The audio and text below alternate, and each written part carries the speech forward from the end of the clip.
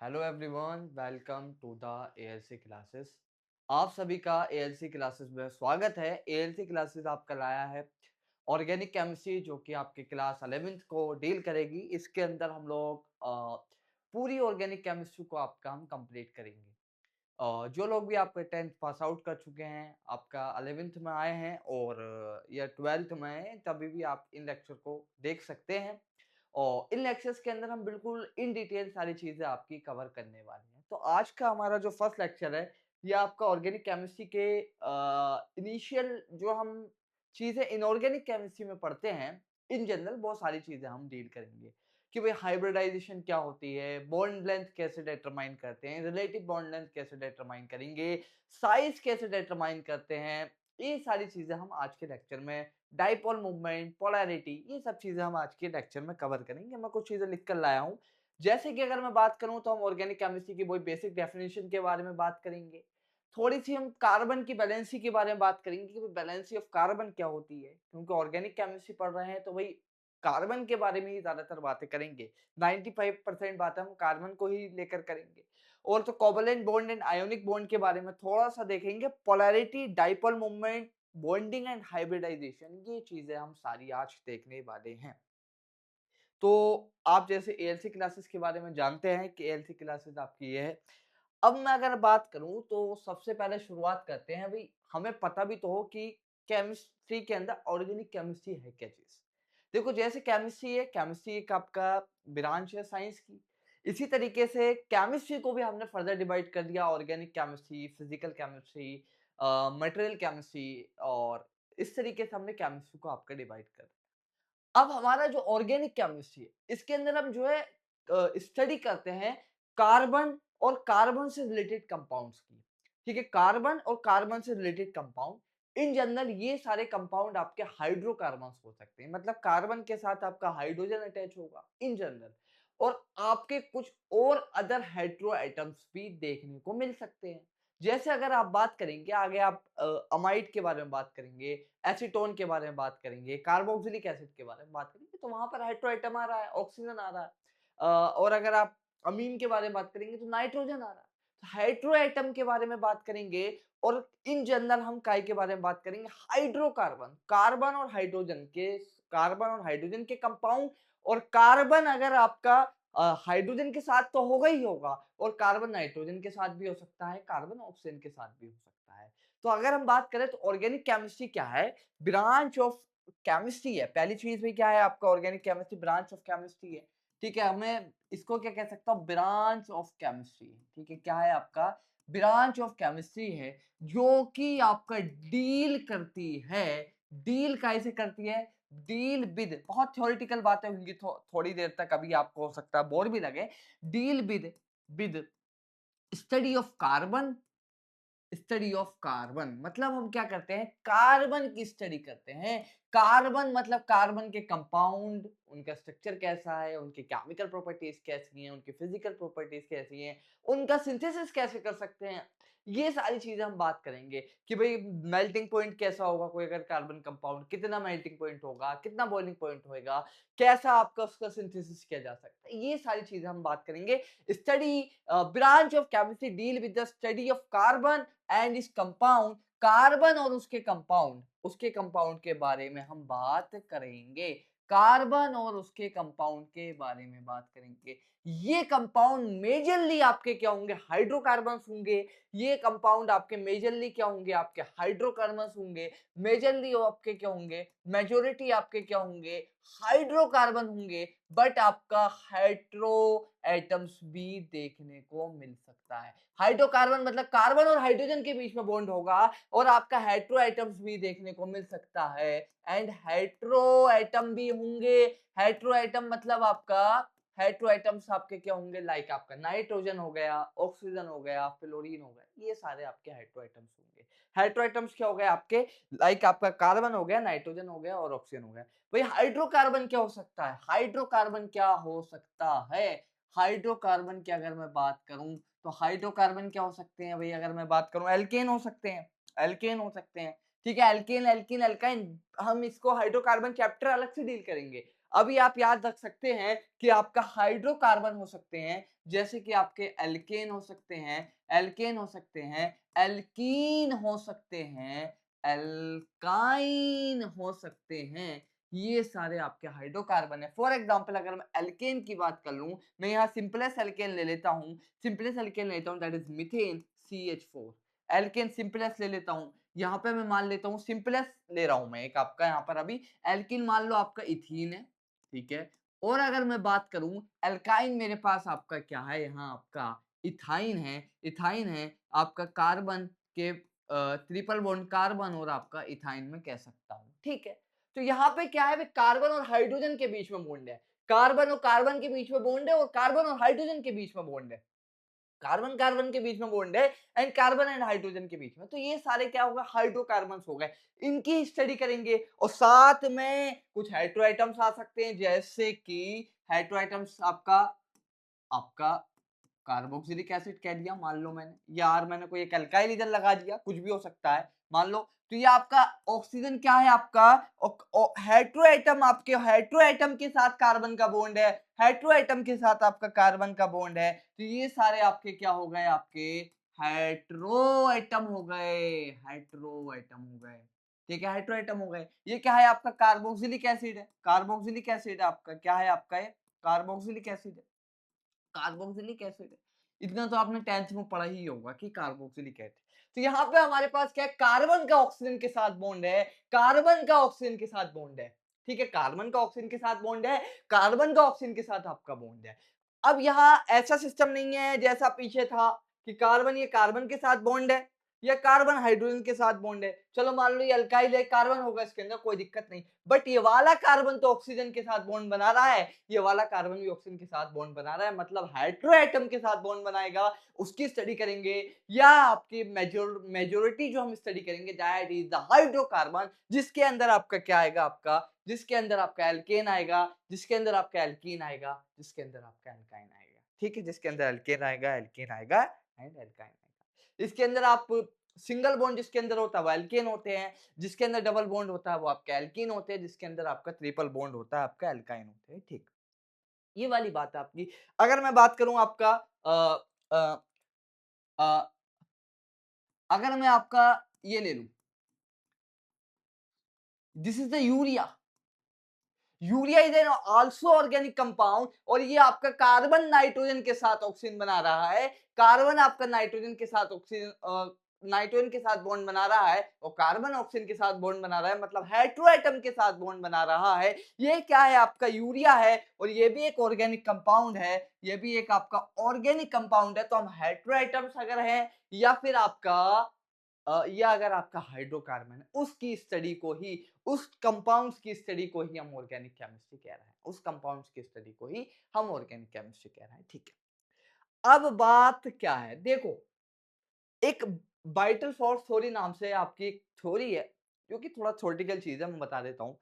पहले क्या माना जाता था लगभग 18th सेंचुरी के आसपास, कि जो ऑर्गेनिक कंपाउंड है ना, वो आपका सिर्फ और सिर्फ 19th सेंचुरी के आसपास, कि जो ऑर्गेनिक कंपाउंड है सिर्फ और सिर्फ लिविंग थिंग से ही मिल सकते हैं, जैसे इंसान हो गया, जानवर हो गए, आपके पेड़ पौधे हो गए, उससे ही हम बना सकते हैं। मतलब उन्हीं के अंदर आपका इनऑर्गेनिक कंपाउंड बनता है, वो ऑर्गेनिक कंपाउंड उन्हीं के अंदर बनता है। मतलब जो ऑर्गेनिक कंपाउंड का सिंथेसिस होगा वो उन्हीं के अंदर सिंथेसिस होगा। आपका जो लिविंग ऑर्गेनिज्म है, ठीक है, उनके पास एक ऐसी शक्ति है जो ये सारे ऑर्गेनिक कंपाउंड बना रही है। मतलब मेरे अंदर जो ऑर्गेनिक कंपाउंड बन रहे हैं, मेरे अंदर, क्योंकि मैं लिविंग हूं, तो उसको पीछे बनाने के पीछे एक फोर्स है जिसको हम कहते थे वाइटल फोर्स। मतलब पहले ऐसा माना जाता था कि आपका ऑर्गेनिक कंपाउंड लिविंग ऑर्गेनिज्म के अंदर ही सिंथेसिस होंगे। ये थ्योरी क्या कहती है, ये थ्योरी आपकी, मैं बस थोड़ा सा आपको बता देता हूँ, कोई इस पर कोई सवाल नहीं आने वाला, कि आपका जो वो थोड़ी सी क्यूरियोसिटी आपकी साइंस की तरफ बढ़े, कि जो आपका ऑर्गेनिक कंपाउंड है, ऑर्गेनिक कंपाउंड जो सिंथेसिस होते हैं, सिंथेसिस होते हैं inside the living organism, inside the living organism by एक रहस्यमयी मिस्टीरियस फोर्स है inside the living living organism, और उसके पीछे जो करता धरता है that is the vital force by a mysterious force, मतलब एक आपकी एक रहस्यमय फोर्स है जो कि आपकी इस सब चीजों को सिंथेसिस कर रही है, इन सब चीजों को सिंथेसिस कर रही है। बट इस चीज को हमने आगे जाके आपका गलत प्रूफ कर दिया।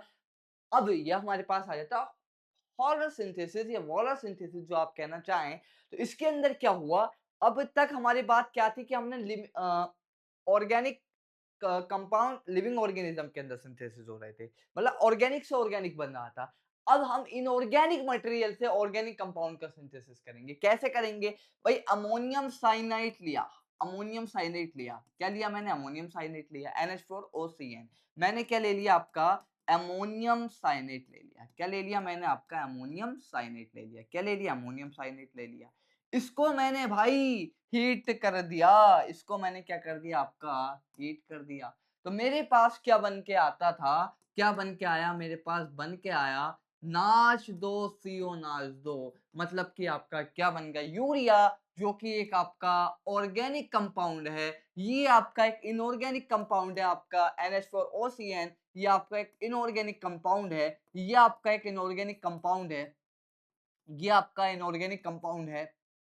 एंड यूरिया आपका क्या है, एक ऑर्गेनिक कंपाउंड है। इनऑर्गेनिक कंपाउंड से हमने ऑर्गेनिक कंपाउंड आपका बना लिया। और भी बहुत तरीके से हम सिंथेसिस कर सकते हैं। मीथेन का सिंथेसिस करते हैं इनऑर्गेनिक सब्सटेंसेस से, और भी काफी सारे सिंथेसिस है। यहाँ पे सिर्फ मैं आपको बताने के लिए कि इनऑर्गेनिक सब्सटेंस से भी ऑर्गेनिक सब्सटेंस को सिंथेसिस किया जा सकता है, जैसे कि हमने यहाँ किया कि अमोनियम साइनेट एक इनऑर्गेनिक कंपाउंड है, इसको हीट करने पर अमोनिया मिला, नाच दो सीओ नाच दो, इसका स्ट्रक्चर आपका ये होगा, आपका यूरिया मिला। यहाँ पे हमारे पास क्या मिला, आपका यूरिया मिला। तो ये वाली बात आपकी हमारे पास यहाँ पर थी, ठीक है। ये तो बहुत अभी तक बिल्कुल थ्योरेटिकल बात है, बिल्कुल एक कथा टाइप मैं आपको सुना रहा हूँ। This is the only nothing, इसके अंदर कोई केमिस्ट्री नहीं है, कुछ नहीं है, सिर्फ ये आपकी एक कथा है, ठीक है। अभी यहाँ तक अब बात कर लेते कार्बन एंड इट्स वैलेंसी के बारे में, जो अब थोड़ी थोड़ी इनऑर्गेनिक केमिस्ट्री की बातें हमारे पास आएंगी, केमिकल बॉन्डिंग, पीरियोडिक क्लासिफिकेशन, इन सब चीजों की हमें जरूरत पड़ेगी। तो आप थोड़ा बहुत अगर आप देख सके तो देख लें, नहीं तो मैं भी बताने की पूरी पूरी कोशिश करूंगा। तो अगर मैं बात करूं कार्बन, ठीक है, कार्बन क्या है भाई, कार्बन, कार्बन का एलिमेंटल, कार्बन एक एलिमेंट है, क्या है, नॉन मेटल है। कार्बन एक एलिमेंट है और नॉन मेटल है, ठीक है। एटॉमिक नंबर 6 है, मास नंबर 12, ठीक है, मास नंबर आपका 12 है। और हमें इसकी केमिकल रिएक्टिविटी देखनी है, इसकी हमें केमिकल रिएक्टिविटी देखनी है, तो हमें मास नंबर से इतना लेना देना नहीं है, क्योंकि रिएक्टिविटी, अगर कोई चीज रिएक्ट कर रही है इलेक्ट्रिकली, तो हम उसके अंदर इलेक्ट्रॉन्स के बारे में डिस्कस करते हैं, ना कि हम प्रोटॉन, क्योंकि भाई न्यूक्लियस से प्रोटॉन निकल नहीं सकते। अगर कोई न्यूक्लियर रिएक्शन है तो बात अलग है। तो हम इसके अंदर आपके प्रोटॉन को नहीं देखेंगे, न्यूट्रॉन से भी इतना कोई खास हमें काम नहीं है। हमारा फोकस जो है इलेक्ट्रॉन पर है, ठीक है। हमारे पास हमारा जो फोकस है that is on the electron. अगर मैं इसकी इलेक्ट्रॉनिक कॉन्फ़िगरेशन लिखूं तो क्या लिख सकता हूं भाई, 1s2, 2s2 एंड 2p2। मतलब आपका कार्बन जो है सेकंड पीरियड का, सेकंड पीरियड का, और आपका 14th ग्रुप का एलिमेंट है, ठीक है। ये लिख सकता हूं मैं, पहले क्या लिख सकता हूं भाई, सेकंड पीरियड का, ठीक है, क्योंकि NH2 और NP2 में इलेक्ट्रॉन जा रहा है। सेकंड पीरियड का आपका एलिमेंट है, सेकंड पीरियड का एलिमेंट है, ठीक है, सेकंड पीरियड एलिमेंट है कार्बन। और आपका ग्रुप नंबर आपका 14 है। और का, अ, कार्बन वाली फैमिली जो होती है काशी गए शंकर प्रभु, that is the group number आपका 14 है, ग्रुप नंबर इसका 14 है। ये आप इनऑर्गेनिक में भी चीजें पढ़ेंगे, इनऑर्गेनिक में भी आपका ग्रुप नंबर इसका क्या है, 14 है। अब भाई ग्रुप क्या होता है, पीरियड क्या होता है। अगर आप पीरियोडिक टेबल देखेंगे तो पीरियोडिक टेबल आपके कुछ इस तरीके से है। अगर आप लेफ्ट टू राइट जाएंगे तो आपका क्या मिलेगा, लेफ्ट टू राइट जाने पर आपका ये क्या कहलाता है, आपका पीरियड कहलाता है। और अगर आप टॉप टू बॉटम आएंगे, टॉप से बॉटम आएंगे, तो ये आपका कहलाता है, आपका ग्रुप कहलाता है, ग्रुप कहलाता है, ठीक है। और भाई ये एक पी ब्लॉक एलिमेंट है, क्योंकि एनपी में इलेक्ट्रॉन जा रहा है। जो आपका आउटर मोस्ट शेल है वो दैट इज एनपी। अगर एनपी में इलेक्ट्रॉन जाता है तो आपका it's a P block element, ठीक है? आप इसको सब चीज़ों को इनऑर्गेनिक में पढ़ेंगे। तो अभी आप यहाँ पे याद भी रख सकते हैं और मैं आपको बता भी रहा हूँ, पी ब्लॉक एलिमेंट है, पी ब्लॉक एलिमेंट है क्योंकि आपका एनपी में आपके क्या है, इसके पास आपके 2 इलेक्ट्रॉन है, एनपी में आपके 2 इलेक्ट्रॉन है, दैट इज़ एनपी मतलब आपका 2p2 में आपके जो उसकी आउटर मोस्ट शेल है, उसके अंदर आपके 2 इलेक्ट्रॉन है, ठीक है? ठीक है, n इक्वल टू 2 और मैं लिख दूं यहाँ 2p2, ठीक है, 2p2। तो कार्बन आपका ये है, ठीक है। तो कार्बन के बारे में बात की 1s2 2s2 एंड 2p2। हम एक बात जानते हैं कि जो आपका अगर कोई आइटम अगर अपने इलेक्ट्रॉन गेन करेगा, इलेक्ट्रॉन आपका लूज करेगा या इलेक्ट्रॉन शेयर करेगा, तो वो इलेक्ट्रॉन आपके आउटर मोस्ट शेल के ही होते हैं। तो आउटर मोस्ट शेल के जो इलेक्ट्रॉन हुए ये हुए, तो ये हुए आपके आउटर मोस्ट शेल के इलेक्ट्रॉन आपके ये हुए, ठीक है। ये आपके इसके क्या है, आपके आउटर मोस्ट शेल है। ये क्या है आपकी इसकी आउटर मोस्ट शेल है। क्या है आपकी आउटर मोस्ट शेल है, ठीक है। n इक्वल टू 2 है, नजर आ रहा है। और अगर मैं बात करूं तो इसकी वैलेंसी क्या है, कार्बन की वैलेंसी हम सब लोग जानते हैं टेट्रावैलेंट होता है, 10th में भी पढ़ा होगा। अब क्यों होता है ये वाली बात आपने 10th में अच्छे से पढ़ी होगी कि अगर ये 4 इलेक्ट्रॉन दे दे, ये 4 इलेक्ट्रॉन ले भी नहीं सकता और 4 इलेक्ट्रॉन दे भी नहीं सकता, क्योंकि ये आयोनिक बॉन्ड नहीं बनाएगा, it's form a covalent bond. क्योंकि भाई अगर 4 इलेक्ट्रॉन दे दिए तो आपकी इलेक्ट्रिकल चार्ज आपका इसके ऊपर आपका नेगेटिव पॉजिटिव आ जाएगा और गेन कर ली तो -4 का आपका नेगेटिव चार्ज आ जाएगा, जो कि आपने 10th में पढ़ा, इलेक्ट्रिकली फिजिबल नहीं है वो चीजें।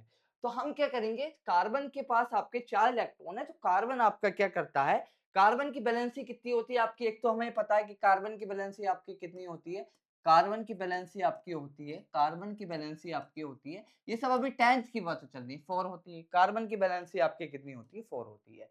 कार्बन की वैलेंसी आपकी 4 होती है, ठीक है, वैलेंसी 4 होती है। और आउटर मोस्ट शेल में इसके क्योंकि पास 4 इलेक्ट्रॉन है, 8 4 वाले तरीके से भी आप निकाल सकते हैं।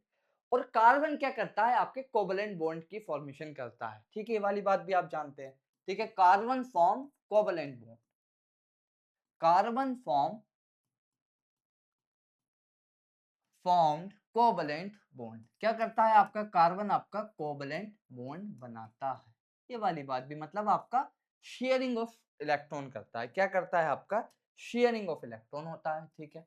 क्या करता है आपका शेयरिंग ऑफ इलेक्ट्रॉन होती है। भाई बीच में कहीं एक रास्ता निकाला जाता है, तू भी आ इधर से, मैं भी अपने इलेक्ट्रॉन रखता हूँ, कोई कंप्लीटली लॉस और गेन ऑफ इलेक्ट्रॉन नहीं होता, कोवैलेंट बॉन्ड होता है, शेयरिंग ऑफ इलेक्ट्रॉन होता है, that is the covalent bond की फॉर्मेशन होती है। कार्बन जो है आपका कोवैलेंट बॉन्ड बनाता है। वही बात आ गई, कोवैलेंट बॉन्ड क्या होता है।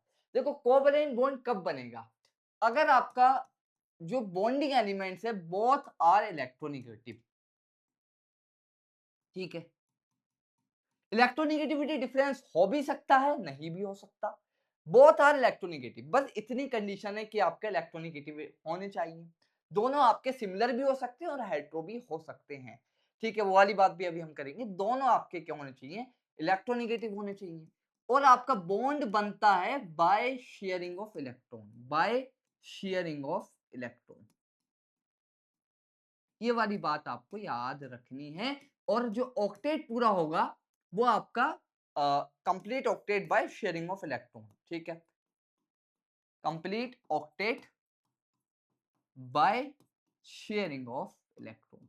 जो ऑक्टेट कंप्लीट करेगा स्टेबिलिटी के लिए, जो नियरेस्ट नोबल गैस की कॉन्फ़िगरेशन अटेन करेगा, ये आपकी डुप्लेट भी हो सकती है अगर हाइड्रोजन के केस में SO मॉलिक्यूल है तो अगर हम बात करें तो कंप्लीट जो ऑक्टेट ये डुप्लेट करेगा बाय शेयरिंग ऑफ इलेक्ट्रॉन, ठीक है। काय से करेगा आपका, अगर इलेक्ट्रॉन आपके शेयर होंगे तब, ठीक है, ये वाली बात। अब मैं बात कर लेता हूं फॉर एग्जांपल HCl, HCl की बात करूं तो भाई ये मेरे पास HCl है, ठीक है, HCl है।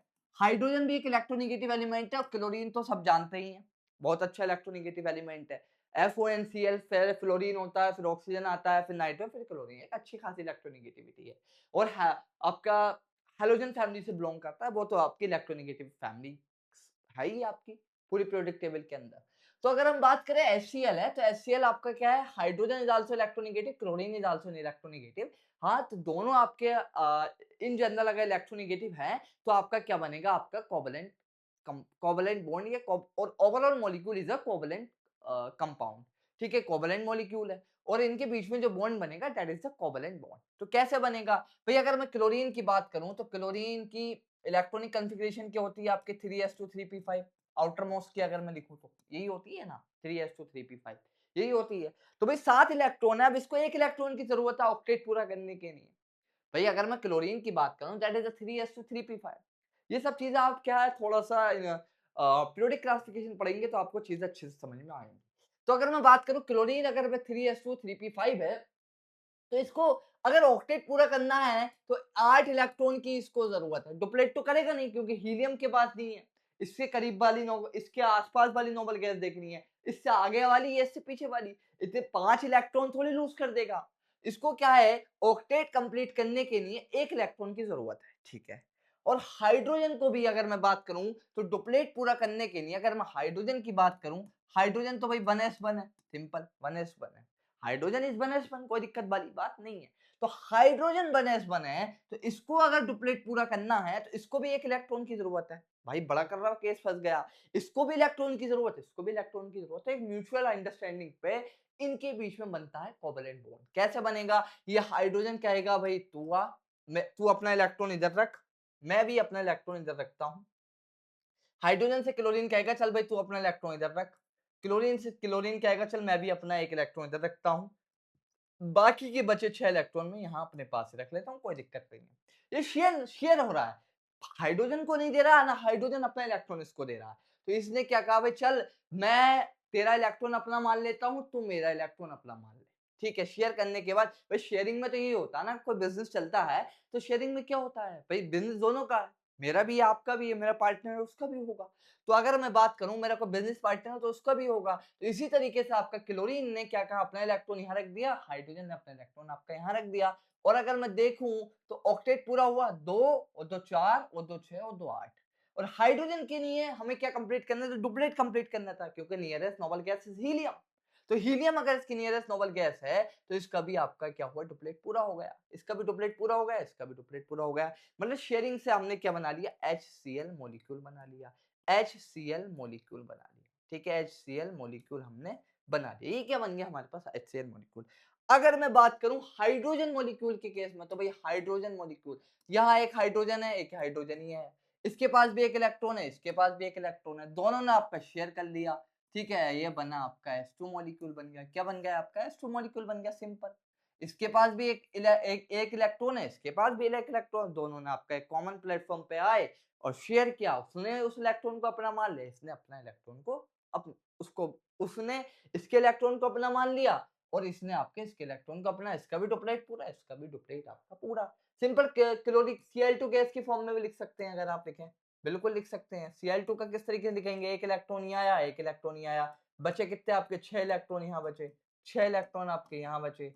अगर मैं देखो 6 2 और 2 4 और 2 6 और 2 8, यहाँ 2 और 2 4 और 2 6 और 2 8 आपका this is the Cl2 molecule. ये क्या बना हमारे पास आपका Cl2 मॉलिक्यूल बन गया। क्लोरीन गैस जो आपकी एग्जिस्ट करती है Cl2 की फॉर्म में एग्जिस्ट करती है, क्लोरीन जो एग्जिस्ट करती है Cl2 के ही फॉर्म में एग्जिस्ट आपका करती है। अब बात कर लेते हैं आपका अ, आपकी काय की बात करते हैं, that is the yes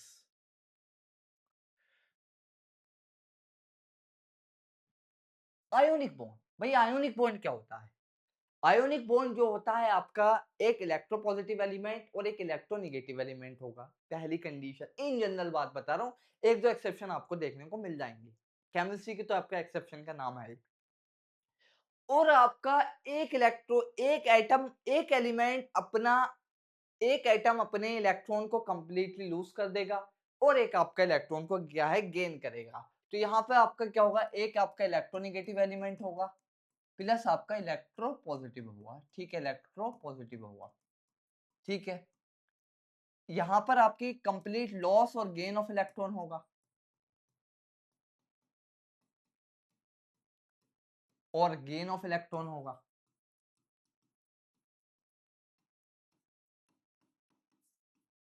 for example अगर मैं बात करूं NaCl, ये एक आपका आयोनिक कंपाउंड है, आयोनिक बॉन्ड इसके अंदर एग्जिस्ट करता है। तो आपका Na क्या करता है, Na की कॉन्फ़िगरेशन होती है 281 और क्लोरीन की होती है 287। इसको एक इलेक्ट्रॉन की जरूरत है, और ये अगर सोडियम अपना एक इलेक्ट्रॉन लॉस कर दे तो इसका ऑक्टेट पूरा हो जाएगा। इसको इलेक्ट्रॉन गेन करने के लिए आपकी क्या है, इसको अगर अपना ऑक्टेट पूरा करना है तो इसको एक इलेक्ट्रॉन की आवश्यकता है। तो क्या करेगा सोडियम, तो क्या करेगा आपका सोडियम, क्या करेगा सोडियम करेगा, सोडियम करेगा Na+ बना लेगा और एक इलेक्ट्रॉन कर लेगा। क्लोरीन को क्या है, क्लोरीन को भाई, क्लोरीन को अगर एक इलेक्ट्रॉन मिल जाए और क्लोरीन आपका क्या करेगा, एक इलेक्ट्रॉन गेन करने के बाद Cl- आयन बनेगा। इन दोनों के बीच में आपका इलेक्ट्रोस्टैटिक अट्रैक्शन होगा और क्या बन जाएगा आपका NaCl। इनके बीच में भाई positively charge negatively charge, plus minus आपका अट्रैक्ट करेंगे, अपोजिट चार्ज अट्रैक्ट करेंगे, और एक आपका क्रिस्टलाइन और जो आयोनिक कंपाउंड होते हैं, जो आयोनिक बॉन्ड जिनके अंदर एग्जिस्ट करता है, वो सारे आपके कंपाउंड क्या होते हैं, क्रिस्टल फॉर्म में होते हैं। एक क्रिस्टलाइन आपका उनका एक स्पेसिफिक पैटर्न होता है, स्पेसिफिक ज्योमेट्री होती है, जबकि आपका कोवैलेंट कंपाउंड के अंदर ये सारी चीजें आपकी देखने को नहीं मिलती। कोई इस तरीके का आपका क्रिस्टल फॉर्म आपकी देखने को नहीं मिलती। तो अगर मैं बात करूं NaCl की, तो NaCl क्या होगा, आपका क्रिस्टल होगा। तो सोडियम और क्लोरीन के बीच में कैसा बॉन्ड है, आयोनिक बॉन्ड है। कैसा बॉन्ड है आपका, आयोनिक बॉन्ड है। ठीक है, कैसा बॉन्ड है आपका, आयोनिक बॉन्ड है। कैसा बॉन्ड है आपका, आयोनिक बॉन्ड। अब एक टर्म आता है पोलैरिटी। पोलैरिटी क्या होती है भाई, पोलैरिटी क्या है, पोलैरिटी जैसे समझ में बेसिक वर्ड है, अगर आप इसका लिटरल मीनिंग निकालेंगे, पोलैरिटी मतलब पोल्स का क्रिएशन होना, मतलब एक तरफ किसी चीज का बिल्कुल अपोजिट। मतलब मान लो इधर एक प्लस वाली चीज है, इधर माइनस वाली चीज है। अगर इधर हाँ कहने वाली चीज है, उधर ना कहने वाली चीज है, मतलब बिल्कुल आपकी अपोजिट चीज अगर आपकी प्रेजेंट है, मतलब इधर प्लस इधर minus, that is the polarity. मतलब कि क्रिएशन ऑफ पोल्स, कि आपका पोल्स आपके क्रिएट हो रहे हैं। तो पोलैरिटी कैसे आती है, इलेक्ट्रोनिगेटिविटी डिफरेंस की वजह से आपकी पोलैरिटी आती है। अगर मैं बात करूं हाइड्रोजन है, तो हाइड्रोजन के अंदर आपके हाइड्रोजन हाइड्रोजन है, तो आपके क्या ये पोलर है, नहीं है भाई। ये इसकी इलेक्ट्रोनेगेटिविटी सेम है, इसकी इलेक्ट्रोनेगेटिविटी सेम है। अगर मैं बात करूं HCl के बीच में, तो भाई यहाँ हाइड्रोजन आपका लेस इलेक्ट्रोनेगेटिव है एज कम्पेयर टू क्लोरीन। और अगर मैं बात करूं NaCl के अंदर, भाई ये तो इलेक्ट्रोपॉजिटिव इलेक्ट्रोनेगेटिव है, हाई डिफरेंस इलेक्ट्रोनेगेटिविटी का, तो ये भी आपका क्या हुआ, पोलर हुआ। पोलर हुआ मतलब आपका ड्यू टू चार्ज, मतलब आपका पार्शियल चार्ज का डेवलपमेंट हो और आपका ये कंप्लीटली चार्ज का आपका डेवलपमेंट हो, तो दैट इज द पोलैरिटी। अगर मैं बात करूं वाटर मॉलिक्यूल की बात करूं, एसओ मॉलिक्यूल की बात करूं, तो अगर मैं बात करूं ये है। तो अगर मैं बात करूं ऑक्सीजन, हाई इलेक्ट्रोनेगेटिविटी है, हाइड्रोजन की इलेक्ट्रोनेगेटिविटी बहुत कम है, तो यहाँ पे आपका डेल नेगेटिव और एक डेल पॉजिटिव, तो यहाँ पे एक पोल क्रिएट हुआ, नहीं हुआ। यहाँ अगर आप बात करेंगे पोल क्रिएट हुआ। अगर हम NaCl के अंदर बात करें, तो NaCl के अंदर भी आपका एक पोल क्रिएट हुआ, यहाँ प्लस यहाँ माइनस। अगर मैं बात करूं HCl के अंदर, यहाँ निगेटिव यहाँ आपका पॉजिटिव, यहाँ पार्शियल क्यों दिखा रहा हूँ, उसको कोवैलेंट। यहाँ पे आपका प्लस माइनस में इसलिए दिखा रहा हूँ क्योंकि आयोनिक है। अगर मैं बात करूं और कोई ले लो आपका Br2 ले लो, भाई कुछ भी नहीं है, नॉन पोलर है ये तो, सेम पोलरिटी है, इलेक्ट्रोनेगेटिविटी डिफरेंस कुछ है ही नहीं इसके अंदर, तो नॉन पोलर है। ठीक है, नॉन पोलर है आपका, नॉन पोलर है। अगर मैं वाटर की बात कर लूं फिर से एक बार, यहाँ आपका डेल नेगेटिव क्योंकि इट्स मोर इलेक्ट्रोनेगेटिव, ये अपने इसके इलेक्ट्रॉन को इधर की तरफ खींचेगा, ये आपका पॉजिटिव और ये आपका क्या है, पॉजिटिव। तो अगर मैं बात करूं तो इस तरीके से आपका क्या है, पोलैरिटी आती है। पोलैरिटी किस वजह से आती है, due to the electronegativity difference. Polarity किस वजह से आएगी, ड्यू टू द आपका इलेक्ट्रोनेगेटिविटी डिफरेंस। ठीक है, इलेक्ट्रोनेगेटिविटी डिफरेंस होगा तो आपकी क्या आएगी, पोलैरिटी आएगी। पोलर कोवैलेंट कंपाउंड, ठीक है, जैसे अगर हमने बात करी आपकी HCl की बात करी, ठीक है, HCl की बात करी, H2O की बात करी, ये भी आपका पोलर कोवैलेंट कंपाउंड है। और CH3 भी आपका मान लो पोलर कोवैलेंट कंपाउंड है। CH3F क्या है, इस तरीके से आप कुछ भी कह सकते हैं। ठीक है, CH3F, क्योंकि यहाँ पे आपका इलेक्ट्रोनेगेटिव डिफरेंस है। ओवरऑल अगर आप डाइपोल जो अभी मैं बात करूंगा, वो आपकी क्या है, वो भी आपका क्या होगा, वो भी आपका नॉन जीरो होगा इन सारे केसेस में। अब मैं बात करता हूं आपका डाइपोल मूवमेंट के बारे में। तो अब हाँ, अब बात करते हैं पोलैरिटी के बारे में थोड़ी सी। अगर मैं बात करूं, हम एक चीज जानते हैं कि लेफ्ट टू राइट हम जाते हैं, दैट इज पीरियड। तो यहाँ पे क्या होता है, आपका साइज आपका क्या होता है, कम होता है, और इलेक्ट्रोनेगेटिविटी आपकी क्या करती है, इंक्रीज करती है। ठीक है, इलेक्ट्रोनेगेटिविटी आपकी इंक्रीज करती है। ठीक है, और अगर मैं टॉप टू बॉटम जाता हूं तो साइज आपका, इसको हम क्या कह देते हैं, ग्रुप कह देते हैं। साइज आपका क्या होता है, इंक्रीज करता है, और आपकी इलेक्ट्रोनेगेटिविटी आपकी क्या है, डिक्रीज करती है। ये सब चीजें आप पढ़ रही होंगी आपने, इलेक्ट्रोनेगेटिविटी आपकी क्या करती है, डिक्रीज आपकी करती है। ठीक है, इलेक्ट्रोनेगेटिविटी आपकी क्या करेगी, डिक्रीज करेगी टॉप टू बॉटम। अब हम बात करते हैं पोलैरिटी। इस पोलैरिटी को मेजर करने का जो तरीका है, दैट इज अ डाइपोल। मतलब आपके यहाँ पे क्या है, देखो भाई, अगर आप देखेंगे यहाँ पे आपका डाइपोल बन रहा है ना, ये एक डाइपोल बन गया भाई, निगेटिव पॉजिटिव एक डाइपोल बन गया। तो डाइपोल क्या हुआ, एक पोल बने, दो आपके जो पोल्स बने आपके। अगर मैं बात करूं डाइपोल के बारे में, अगर मैं बात करूं डाइपोल के बारे में, तो अगर मैं बात करूं HCl है फॉर एग्जांपल, ठीक है, HCl है, तो यहाँ पे आपका निगेटिव आया और यहाँ पे आपका क्या पॉजिटिव आया। तो यहाँ पे एक आपका पोल बना, नहीं ये पॉजिटिव और ये निगेटिव, तो हम जो है प्लस से निगेटिव की तरफ आपके जाते हैं। ये आपका एक डाइपोल, मतलब प्लस से निगेटिव की तरफ, यहाँ पे एक चार्ज डेवलप हुआ, यहाँ पोल बने, एक प्लस एक पॉजिटिव पोल बना और एक निगेटिव पोल बना। ठीक है, आपका क्या कहलाएगा, डाइपोल कहलाएगा। और हम इसका डायरेक्शन जो केमिस्ट्री के अंदर, फिजिक्स के अंदर इसका कन्वेंशन आपका उल्टा हो सकता है। अगर हम बात करें तो प्लस से निगेटिव की तरफ हम डाइपोल को आपका क्या है, दिखाते हैं। ठीक है, डाइपोल को दिखाते हैं, दिस इज अ डाइपोल। अब इसका जो मेजरमेंट है, इसकी जो वैल्यू है, ठीक है, जो इसकी जो वैल्यू है, ठीक है, the measurement of the polarity is a dipole movement, जिसको हम क्या कह सकते हैं, डाइपोल मूवमेंट, जिसको हम क्या कह देते हैं, डाइपोल मूवमेंट कह देते हैं। डाइपोल मोमेंट जिसको हम इस तरीके से आपका डोनेट करते हैं, म्यू से, इसकी वैल्यू होती है दैट इज क्यू इंटू आपका डी, क्यू इंटू डी। मतलब कितना चार्ज आपका डेवलप हुआ और इनके बीच में कितना डिस्टेंस हुआ। मतलब अगर फॉर एग्जांपल चार्ज ज्यादा, डिस्टेंस कम, मोर ज्यादा डाइपोल, बहुत ज्यादा डाइपोल मूवमेंट होगा उसका। ठीक है, और ये आपका क्या है, डाइपोल मूवमेंट। इसका डायरेक्शन है भाई, देखो प्लस से निगेटिव की तरफ है, तो डाइपोल डाइपोल मूवमेंट आपकी कैसी क्वांटिटी हुआ, एक वेक्टर क्वांटिटी हुआ। ठीक है, एक वेक्टर क्वांटिटी हुआ भाई, डायरेक्शन है, जो डायरेक्शन है इसका, आपका डायरेक्शन है कहां से कहां तक है, पॉजिटिव से निगेटिव की तरफ। ठीक है, हम क्या केमिस्ट्री के अंदर पॉजिटिव टू निगेटिव आपका देखते हैं, पॉजिटिव टू आपका क्या है, निगेटिव हम देखते हैं, पॉजिटिव टू निगेटिव हम आपका, पॉजिटिव टू निगेटिव हम आपका देखते हैं। ठीक है, पॉजिटिव टू निगेटिव हम, ठीक है, पॉजिटिव टू निगेटिव आपका देखते हैं। क्यों, क्या है आपका चार्ज, जो इसके ऊपर आपका चार्ज डेवलप हुआ, और आपका d इज द डिस्टेंस। ये डिस्टेंस यहाँ पे बॉन्ड लेंथ हो जाएगी, हाइड्रोजन और क्लोरीन के बीच में जो बॉन्ड बना उसकी बॉन्ड लेंथ हो जाएगी, सिंपल। भाई ये दो चार्ज हैं, कहीं आपका मिनिमम डिस्टेंस पे आके, आपने अगर इनऑर्गेनिक में पढ़ा होगा तो ये मिनिमम डिस्टेंस पे आके अपना बॉन्ड की फॉर्मेशन करते हैं ताकि इनकी एनर्जी कम हो जाए। भाई बॉन्ड क्यों बनाते हैं हम, स्टेबिलिटी की नहीं बॉन्ड बनाते ताकि हमारी एनर्जी कम हो जाए। तो हाइड्रोजन और क्लोरीन का जो बॉन्ड बना होगा, तो that is the bond length, और हमारा डाइपोल मोमेंट क्या हो जाएगा, आपका q इंटू डी हो जाएगा। डाइपोल मोमेंट हमारा क्या हो जाएगा, q इंटू आपका क्या हो जाएगा, डी हो जाएगा। डाइपोल मोमेंट हमारा q इंटू डी हो जाएगा। ठीक, अब हमारे पास क्या है, विच बॉन्ड इज मोर पोलर। अगर मैं बात करूं हाइड्रोजन क्लोरीन और हाइड्रोजन फ्लोरीन, ठीक है, ये मेरे पास आपका है, तो यहां मैं लिख सकता हूं डेल निगेटिव, यहाँ डेल पॉजिटिव। ठीक है, ठीक है, कोई दिक्कत नहीं। ठीक है, अगर मैं बात करूं हाइड्रोजन फ्लोरीन, ठीक है, यहाँ लिख दूं मैं डेल निगेटिव और यहाँ लिख दूं del double dash, del dash कर देता हूं क्योंकि चार थोड़ा बहुत में फर्क आएगा। ठीक है, अब मैंने आपको एक चीज बताई, टॉप टू बॉटम जाते हैं तो इलेक्ट्रोनिगेटिविटी क्या होती है आपकी, डिक्रीज करती है। इलेक्ट्रोनिगेटिविटी आपकी क्या करती है, डिक्रीज करती है। ठीक है, इलेक्ट्रोनिगेटिविटी आपकी क्या करेगी, डिक्रीज करती है, इलेक्ट्रोनिगेटिविटी डिक्रीज करती है। तो फ्लोरीन क्या है आपका, पहले आता है, फ्लोरीन आपका पहले आता है, तो इलेक्ट्रोनिगेटिविटी आपकी क्या करती है, आपकी डिक्रीज करती है, इलेक्ट्रोनिगेटिविटी आपकी डिक्रीज करती है। तो फ्लोरीन आपका क्या है, यहाँ पर ज्यादा इलेक्ट्रोनिगेटिव है।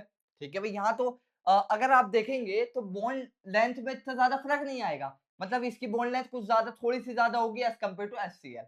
बट अगर मैं बात करूं तो fluorine is more electronegative than आपका क्लोरीन।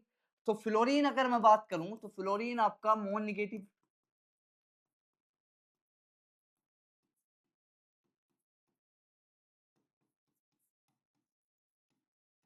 Than chlorine.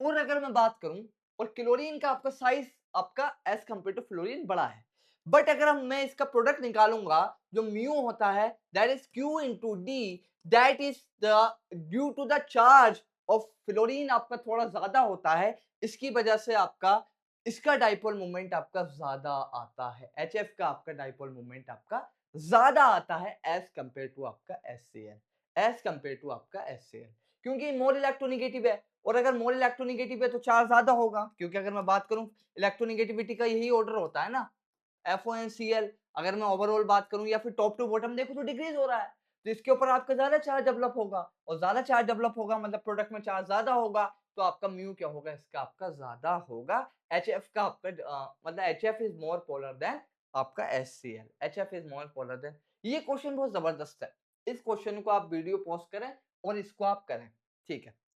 अगर मैं बात करूं देखो भाई टॉप टू बॉटम जा रहे हैं, पहली चीज अगर आप यहाँ देखेंगे फ्लोरीन क्लोरीन ब्रोमीन आयोडीन, ठीक है, टॉप टू बॉटम जा रहे हैं, तो यहाँ पे आपका क्या होगा, टॉप टू बॉटम जा रहे हैं तो आपकी इलेक्ट्रोनिगेटिविटी आपकी क्या हो रही है, डिक्रीज हो रही है, ठीक है। और हमें क्या निकालना है, आपका increasing order of their polarity, ठीक, कोई दिक्कत वाली बात नहीं है, ठीक है, कोई दिक्कत वाली बात नहीं है। अगर मैं बात करूं इलेक्ट्रोनिगेटिविटी डिक्रीज हो रही है, मतलब कि आपका जो चार्ज का सेपरेशन है, फॉर एग्जाम्पल अगर मैं बात करूं CH3F, और अगर मैं बात करूं CH3Cl and CH3Br and CH3I, तो भाई यहाँ पे आपका यहाँ कुछ चार्ज डेवलप होगा, यहाँ कुछ आपका मान लो 3 डैश से कर देता हूँ क्योंकि ताकि उधर मुझे आसानी रहे, मान लो कुछ चार्ज डेवलप हुआ, यहाँ पे मान लो plus del minus del plus del, double कर दो, ठीक है, उधर 4 कर देंगे, ठीक है, ऐसा मान लो ये कुछ चार्ज डेवलप हो रहा है कुछ अलग अलग अमाउंट में, ठीक है, ये आपका कुछ अलग अलग अमाउंट में चार्ज डेवलप हुआ, इसके ऊपर मान लो del positive del double dash del triple dash, इसके ऊपर आपका कुछ चार्ज आपका डेवलप हुआ। अब मैंने आपकी एक बात बताई, top to bottom electronegativity decrease कर रही है, मतलब आपका यहाँ पे जो चार्ज डेवलप हो रहा है दैट इज लेस, ठीक है, मतलब यहाँ का क्यू आपका क्या है, कम होता जा रहा है, जैसे हम टॉप टू बॉटम जा रहे हैं क्यू आपका कम होता जा रहा है, और बॉन्ड जो आपका और टॉप टू बॉटम जाते हैं तो साइज आपका इंक्रीज करता है, टॉप टू बॉटम जाते हैं तो आपका साइज आपका क्या इंक्रीज करता है, और साइज इंक्रीज करेगा तो बोन लेंथ भी इंक्रीज करेगी। बट अगर मैं बात करूं तो क्यू इतना कम होता है, फॉर एग्जांपल अगर मैं 3 से मल्टीप्लाई करूं आपकी 5 की और 0.5 से मल्टीप्लाई करूं 5 से, तो आपका अगर लेंथ बढ़ेगी भी लेकिन चार्ज तो कम होता जा रहा है ना, तो उसका ओवरऑल प्रोडक्ट आपका क्या है, कम है, तो आपका CH3I का डाइपोल मोमेंट कम है, एंड आपका CH3Br का उससे ज्यादा, और CH3Cl का आपका उससे ज्यादा, बट यहाँ आपका थोड़ा लोचा आएगा CH3Cl और CH3F के बीच में, मतलब टॉप टू बॉटम जा रहा है तो हमारा डाइपोल मोमेंट डिक्रीज होना चाहिए, क्योंकि इलेक्ट्रोनिगेटिविटी डिक्रीज हो रही है, इलेक्ट्रोनिगेटिविटी डिक्रीज हो रही है तो मतलब डाइपोल मोमेंट आपका क्या है, हमारा डिक्रीज होना चाहिए, डाइपोल मोमेंट हमारा डिक्रीज होना चाहिए, जैसे पिछले सवाल में भी क्या था कि भाई HF का क्यों ज्यादा आया था, HF का इसलिए ज्यादा आया था, F is more electronegative than आपका क्लोरीन, ठीक है, बिल्कुल बात सही थी, यहाँ पे ऐसा क्यों नहीं है, यहाँ पे ऐसा क्यों नहीं है, अगर मैं बात करूं तो यहाँ पे डिक्रीज तो हो रहा है, बात सही, टॉप टू बॉटम जा रहा है तो डिक्रीज होना चाहिए था, नीचे की तरफ जा रहा है डिक्रीज होना चाहिए था, बट यहाँ पे एक चीज देखने को मिलेगी कि CH3Cl का ज्यादा होगा एज कंपेयर टू CH3F, और बाकी का ऑर्डर आपका सेम रहेगा, बाकी के ऑर्डर में कुछ भी आपके चेंजेस नहीं आएंगे, बाकी के ऑर्डर में आपका कुछ चेंजेस नहीं आएंगे। अब यहाँ ऐसा क्यों हुआ भाई, फ्लोरीन और क्लोरीन के केस में अगर आप देखेंगे फ्लोरीन और क्लोरीन के केस में अगर आप देखेंगे तो चार्ज का डिफरेंस ज्यादा नहीं आएगा, मतलब अगर हम बात करें फ्लोरीन सब उससे ज्यादा इलेक्ट्रोनिगेटिव, क्लोरीन से ज्यादा फ्लोरीन इलेक्ट्रोनिगेटिव, फ्लोरीन जो है क्लोरीन से ज्यादा electronegative, but size of chlorine is greater than fluorine, size of chlorine is greater than fluorine, तो जिसकी वजह से बड़ा साइज होगा, फॉर एग्जांपल अगर कोई बड़ी बॉल है और उसको मुझे पकड़ना है तो मुझे बहुत लंबा आपकी बॉल लेंथ करनी पड़ेगी। अब ऐसे सोचे आप कि अगर एक बड़ी बॉल है और एक छोटी बॉल है, तो छोटी बॉल को पकड़ने के लिए मैं उसको छोटी चीज में लगा दूंगा, अब बड़ी बॉल है तो उसको मैं आपका पकड़ना है तो मुझे आपको उसके लिए लंबी बॉल लेंथ आपकी क्या है करनी होगी, तो आपका क्या हुआ कि आपकी क्लोरीन की बॉन्ड लेंथ आपकी क्या है ज्यादा है एज कंपेयर टू, क्योंकि एक्सटेंट ऑफ ओवरलैपिंग भी कम है ना, कार्बन और क्लोरीन के बीच में ओवरलैपिंग कम है भाई, कार्बन और फ्लोरीन कंपेरेबल साइज के हैं, सेम पीरियड के हैं, बट कार्बन और क्लोरीन कि जो बीच में एक्सटेंट ऑफ ओवरलैपिंग है वो आपकी क्या है, अच्छी नहीं है, जिसकी वजह से बॉन्ड लेंथ बढ़ी। अब बॉन्ड लेंथ बढ़ी पर चार्ज का डिफरेंस क्लोरीन पे और फ्लोरीन में ज्यादा नहीं है इन केस ऑफ CH3Cl और CH3F के। और अगर मैं बात करूं भाई Q अगर सेम है और अगर जिसका D ज्यादा होगा उसका मूवमेंट ज्यादा होगा नहीं होगा, उसका मूवमेंट आपका ज्यादा होगा नहीं होगा, बताएं, बात बताएं। अबे भाई अगर Q ज्यादा है इसके केस में आपका Q लगभग सेम है, इन दोनों के केस में Q लगभग सेम है। और अगर जिसका D ज्यादा होगा उसका मूवमेंट ज्यादा होगा, क्योंकि वो CH3Cl की आपके एक्सेंट ऑफ ओवरलैपिंग कमजोर है, मतलब कार्बन और क्लोरीन के बीच में डिफरेंस आपका ज्यादा है एज कम्पेयर टू कार्बन और फ्लोरीन के साइज की बात कर रहा हूं मैं। तो आपका ओवरलैपिंग का जो एक्सटेंट है वो कम होगा, ओवरलैपिंग का एक्सटेंट कम होगा तो मतलब बॉन्ड लेंथ ज्यादा होगी, मतलब डिस्टेंस ज्यादा होगा, डिस्टेंस ज्यादा होगा तो आपका डाइपोल मोमेंट आपका क्या होगा, ज्यादा होगा। ये क्वेश्चन बहुत ज्यादा इंपॉर्टेंट है, इसको आप देख लें, इसको आप देख लें। बॉन्डिंग इन CH4 के केस में बॉन्डिंग देख लेते हैं। अगर मैं बात करूं CH4 है, ठीक है, ये वाली बात आएगी CH4 के केस में, ठीक है। CH4 की बात करूं तो CH4 की अगर हम बात करें, देखो अगर हम बात करें कार्बन को अगर ऑक्टेट पूरा करना है 4 हाइड्रोजन की रिक्वायरमेंट पड़ेगी, कार्बन का ऑक्टेट पूरा है, ठीक है। अगर मैं इसके हाइब्रिडाइजेशन की बात करूं तो हमें हाइब्रिडाइजेशन पढ़ते हैं, आपका sp3 होती है इसकी हाइब्रिडाइजेशन। कैसे निकालेंगे? एक तरीका तो यह है कि आपका सिग्मा बॉन्ड काउंट कर लीजिए और लोन पेयर आपका काउंट कर लीजिए। हाइब्रिडाइजेशन काउंट क्या निकालने के लिए, हाइब्रिडाइजेशन है क्या? पहली चीज, hybridization is a mixing of orbitals, ठीक है, आपका ओवरलैपिंग ऑफ ऑर्बिटल या मिक्सिंग ऑफ ऑर्बिटल। ये आपके ऑर्बिटल एम्प्टी भी हो सकते हैं और ये आपके ऑर्बिटल आपके फिल्ड भी हो सकते हैं, हाफ फिल्ड भी हो सकते हैं और आपके फुल फिल्ड भी हो सकते हैं। मतलब मिक्स करके हम उन ऑर्बिटल्स को मिक्स करने के बाद ऐसे ऑर्बिटल बनाते हैं जिनकी आपकी एनर्जी सेम होती है। फॉर एग्जांपल अगर मैं बात करूं sp3 हाइब्रिडाइज्ड ऑर्बिटल का मतलब क्या है? अगर मैं बात करूं मेरे पास अगर एक एक s ऑर्बिटल थी और मेरे पास मान लो 3 p ऑर्बिटल थी, ठीक है, sp3 ऑर्बिटल है। ये ऑर्बिटल आपके खाली भी हो सकते हैं, भरे भी हो सकते हैं। मैं खाली लेकर आपको समझाने की कोशिश करता हूँ। ये आपका s ऑर्बिटल, ये आपका p ऑर्बिटल और ये आपके p ऑर्बिटल, ठीक है। अब मैंने इसको क्या मिक्स किया, तो हमने जब इसको मिक्स किया तो हमें क्या बनाना है, sp3 ऑर्बिटल, sp3 हाइब्रिडाइजेशन है। तो आपके क्या होगा कि आपके 4 ऑर्बिटल बनेंगे, दैट इज द sp3। मतलब आपके देखो यहाँ 3 p और एक s है, तो ये आपके जितनी ऑर्बिटल मिक्स होंगी, 4 ऑर्बिटल मिक्स हो रही हैं, तो 4 ऑर्बिटल बनेंगे आफ्टर आपके हाइब्रिडाइजेशन sp3। sp3 की आपकी 4 ऑर्बिटल बनेंगी जिनकी आपकी एनर्जी क्या होगी, सेम होगी, जिनकी आपकी क्या होगी, एनर्जी आपकी सेम होगी। ये आपके p ऑर्बिटल मिक्स किए, 3 p ऑर्बिटल और आपके एक s ऑर्बिटल, अब उसको मिक्स करने के बाद आपका क्या बना, sp3 ऑर्बिटल बना, ठीक है, sp3 बना, 1 2 3 4, 4 sp3 ऑर्बिटल्स आपके बने, ठीक है। और इन देखो यहाँ पे पहला केस क्या था, s की एनर्जी थोड़ी सी कम होगी as compare to p। p आपका बाहर की तरफ होगा, अगर मान लो कंपेरेबल एनर्जी वाले हैं, ये 2s है और ये अगर 2p है, अगर ये s है और ये 2p है, ठीक है। अगर मैं इसको मिक्स कर रहा हूँ, कंपेरेबल एनर्जी के ऑर्बिटल मिक्स होंगे तो इसकी एनर्जी आपकी क्या है, कंपेरेबल है, बट थोड़ी सी s की एनर्जी आपकी क्या है, कम है एज कम्पेयर टू आपकी p। और तो लेकिन आफ्टर मिक्सिंग जो हाइब्रिड ऑर्बिटल बने उनकी एनर्जी क्या रहेगी, सेम रहेगी। हाइब्रिड ऑर्बिटल की एनर्जी आपकी सेम रहेगी। और ये ऑर्बिटल्स आपके एम्प्टी भी हो सकते हैं, ये ऑर्बिटल आपके फिल भी हो सकते हैं, मतलब फिल और एम्प्टी भी मिक्स हो सकते हैं, हाफ फिल और फुल फिल भी मिक्स हो सकते हैं, और आपका एम्प्टी हाफ फिल भी मिक्स हो सकते हैं और एम्प्टी और फुल फिल भी मिक्स हो सकते हैं। ये इनऑर्गेनिक का पार्ट है, हम वहाँ और अच्छे से आपका डिस्कस करेंगे। अभी हम यहाँ पे बता देते हैं कि आपका CH4 है, तो ये सबसे पहला काम क्या, हाइब्रिडाइजेशन डिटरमाइन करने का पहला काम हमारा ये है, count number of sigma bond. क्या काम करना है, पहला काम क्या करना है कि भाई आप सिग्मा काउंट कर लें, कितने सिग्मा है, काउंट सिग्मा, ठीक है, काउंट सिग्मा, ठीक है, सिग्मा काउंट कर लें, ठीक है। और अगर आपका लोन पेयर है, ठीक है, अगर लोन पेयर है तो उसको भी काउंट कर लें, प्लस आपका लोन पेयर, ठीक है, लोन पेयर, ठीक है, ठीक। आप एक इस तरीके से लिख लें, ए आपका मान लें सेंट्रल एटम है, जैसे कि यहाँ पे आपका कार्बन आपका क्या है, सेंट्रल एटम है, कोई दिक्कत वाली बात नहीं। और यहाँ पे आपके 4 सिग्मा है, बट यहाँ पे आपके क्या है, लोन पेयर आपका 0 है, ठीक है, कोई लोन पेयर आपका नहीं है। अगर आपके यहाँ पे कोई लोन पेयर होता तो हम वहां पे आपका लोन पेयर लिख देते।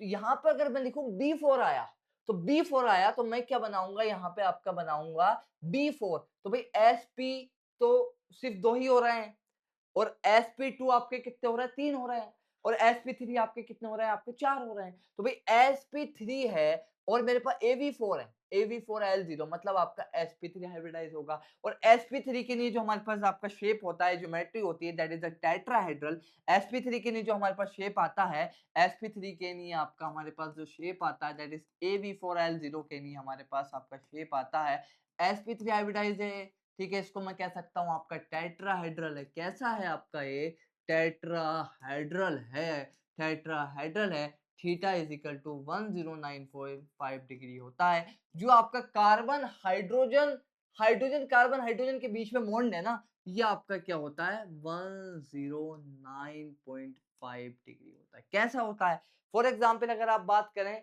जो पिरामिड होता है उसकी तरह इसका कुछ कुछ शेप आपका होता है, pyramidal shape tight.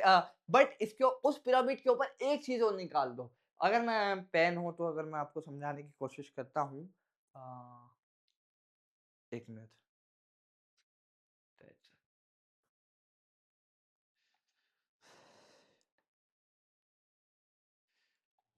I will. देखिए भाई, अगर आई थिंक नजर आ रहा होगा कि भाई टेट्राहेड्रल शेप कुछ इस तरीके का होगा, कि भाई इस तरीके का शेप होगा। देखिए दिखाई दे रहा है आपको, ये वाला कार्बन, यहाँ आपका हाइड्रोजन अटैच, यहाँ आपका हाइड्रोजन अटैच, इस बॉन्ड से हाइड्रोजन अटैच और इस बॉन्ड से आपका हाइड्रोजन अटैच। अगर आपको नजर आ रहा हो तो ये आपका टेट्राहेड्रल स्ट्रक्चर आपका हो गया। तो ये आपका प्लेनर तो है नहीं भाई, एक प्लेन ये है, इस प्लेन में भी है, इस प्लेन में भी है, तो ये आपका प्लेनर तो है नहीं, नॉन प्लेनर स्ट्रक्चर है। ठीक है, तो CH4 के अंदर आपका, CH4 के अंदर आपका एक कैसा स्ट्रक्चर है, आपका नॉन प्लेनर स्ट्रक्चर है। तो इसको हम कह सकते हैं आपका, ये आपका कैसा स्ट्रक्चर है, आपका नॉन प्लेनर स्ट्रक्चर है। नॉन प्लेनर है, ठीक है, नॉन प्लेनर, ठीक है, नॉन प्लेनर स्ट्रक्चर है, नॉन प्लेनर स्ट्रक्चर है। इसका आपका क्या है, theta is equal to 109.5 degree. अगर मैं बात करूं आपकी इथीन के बारे में बात कर लेता हूँ। इथीन, इथीन भाई डबल बॉन्ड होगा, सिंपल। इथीन है मतलब इथीन है तो आपका क्या होगा, डबल बॉन्ड होगा, CH2 होगा। यहाँ पे जो हाइब्रिडाइजेशन होगी, अब देखो भाई सिग्मा और लोन पेयर काउंट करने हैं, यहाँ पे मैं पाई बॉन्ड को तो देखना ही नहीं है। अगर मैं बात करूं इसका स्ट्रक्चर को इस तरीके से बना दूं मैं, यहाँ हाइड्रोजन और यहाँ डबल बॉन्ड, यहाँ हाइड्रोजन और यहाँ आपके डबल बॉन्ड। सिग्मा काउंट करो, एक सिग्मा, दो सिग्मा, तीन सिग्मा। तो भाई तीन सिग्मा मतलब AB3। अब AB3 मतलब आपका एक तो S हो गया, और मुझे टोटल कितने बनाने हैं, तीन, और मतलब इसको देखना है B3 मतलब मुझे इसको ओवरऑल मेरा कितना होना चाहिए, तीन होना चाहिए। तो दो लिख सकता हूँ, कोई दिक्कत की बात नहीं। sp2 sp2 sp2 sp2 आपका हो जाएगा, ये आपका कैसा हो जाएगा, sp2 हो जाएगा। ठीक है, sp2 हो जाएगा। तो ये वाला भी सेम ही है, इसी तरीके से आपका ये आ जाएगा, ये भी आपका क्या आ जाएगा, sp2 हाइब्रिडाइज आ जाएगा। ये भी आपका क्या है, sp2 हाइब्रिडाइज आ जाएगा, बॉन्डिंग इन इथीन। ठीक है, इथीन के अंदर आपके बॉन्डिंग। अब sp2 जो होता है, sp2 की अगर हम बात करेंगे तो sp2 जो होता है that is ab3l0। General form अगर मैं लिखूं इसकी, sp2 हाइब्रिडाइज होता है, तो इसका मतलब आपका यह है कि आपका थीटा इक्वल टू आपका होता है 120 डिग्री, और ये आपका होता है प्लेनर। ठीक है, थीटा इक्वल टू आपका होता है 120 डिग्री, और इसको हम क्या कह देते हैं, आपका प्लेनर कह देते हैं, प्लेनर कह देते हैं। ठीक है, क्या कह देते हैं, प्लेनर कह देते हैं। ये स्ट्रक्चर कैसा होगा, इसको ही बना के दिखा देता हूँ। इसका स्ट्रक्चर कुछ तरीके का होगा, देख लो अगर नजर आ रहा हो, ये एक प्लेन में है। ठीक है, ये एक प्लेन में है, ये थीटा 120 120 120, ये कार्बन हाइड्रोजन इधर, ये इधर, ये इधर, बिल्कुल देखो भाई सिग्मा सिग्मा वाले बॉन्ड की हाइब्रिडाइजेशन लिखनी है, पाई बॉन्ड को भूल जाओ, एक बार को पाई बॉन्ड को भूल जाओ, पाई बॉन्ड भूल जाओ, और देखो भाई कुछ इस तरीके का कंडीशन बननी है ना, देखो इस तरह की कंडीशन बननी है ना, इस तरह की कंडीशन बननी है ना, देखो बिल्कुल बननी है। मतलब एक प्लेन में है, बट टेट्राहेड्रल क्या था, वो एक प्लेन में नहीं था। टेट्राहेड्रल आपका एक प्लेन में आपका नहीं था। तो sp2 हाइब्रिडाइज है तो मतलब आपका प्लेनर होगा, प्लेनर होगा, प्लेनर होगा। तो आप बताइए, ये क्वेश्चन ये है कि मतलब ये जो हमने इंडिकेटेड कार्बन दिखाए, क्या सेम प्लेन में आपका एग्जिस्ट करेंगे या नहीं करेंगे। अगर मैं तो ये सेम प्लेन में एग्जिस्ट करेंगे या नहीं करेंगे, उसके लिए सबसे पहला मेरा काम है हाइब्रिडाइजेशन निकालना। इस कार्बन का हाइब्रिडाइजेशन sp2, ठीक है, और इस कार्बन का हाइब्रिडाइजेशन भी आपका sp2। सिंपल सिग्मा काउंट करे तो भाई एक सिग्मा, दो सिग्मा, तीन सिग्मा, तो sp2 s और दो p मतलब ab3। भाई ab3 वाली कंडीशन बन रही है ना, ab3l0, ab3l0 लोन पेयर तो है नहीं, पाई को देखना नहीं है, सिग्मा सिग्मा देखना है, 1 सिग्मा 2 सिग्मा 3 सिग्मा। तो अगर मैं देखूँ तो आपका ये क्या हो जाएगा, sp2 हो जाएगा, sp2 हो जाएगा, कोई दिक्कत वाली बात नहीं है। ये भी आपका sp2 हो जाएगा।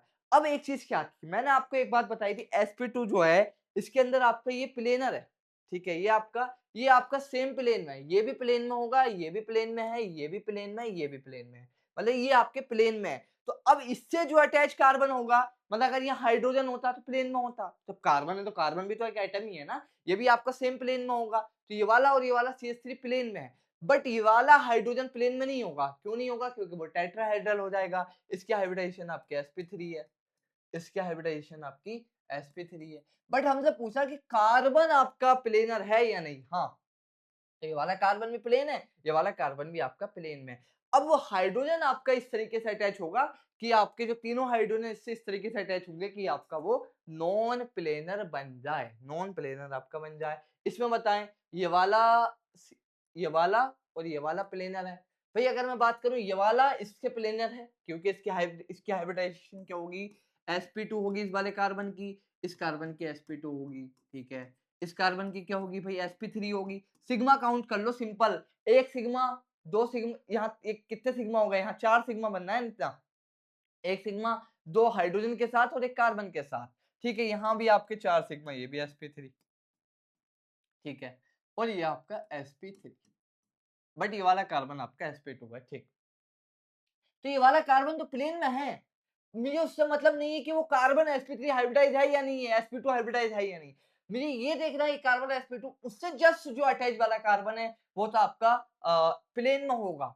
ये वाला कार्बन अगर CH2 की बात करता, इस वाले CH2 की बात करता, तो ये CH3 आपका प्लेन CH3 के साथ प्लेन में हो जाता। जैसे यहाँ पे प्लेन में, ये दोनों प्लेन में, बट ये बात कर रहा है इस वाले CH3 की, इस वाले कार्बन की। तो ये वाला कार्बन तो आपका sp3 हाइब्रिडाइज है, तो ये तो अलग होगा प्लेन में। ये आपका इसके साथ नहीं है, इसके साथ डायरेक्टली अटैच होता तो sp2 हाइब्रिडाइज है, क्योंकि sp2 है तो वो उसके साथ प्लेन में होता। तो ये वाला आपका प्लेन में नहीं है, ये वाला और ये वाला प्लेन में नहीं है, ठीक है। अगर मैं बात करूं ये वाला और ये वाला प्लेन में नहीं है, बट ये वाला और ये वाला आपस में आपका प्लेन में है, मतलब ये भी प्लेन में है, ये भी प्लेन में है, आपस में प्लेन में। ये हाइड्रोजन तो आपके प्लेन में है ही है, ठीक है। ये वाली बात आपके समझ में आ गई होगी।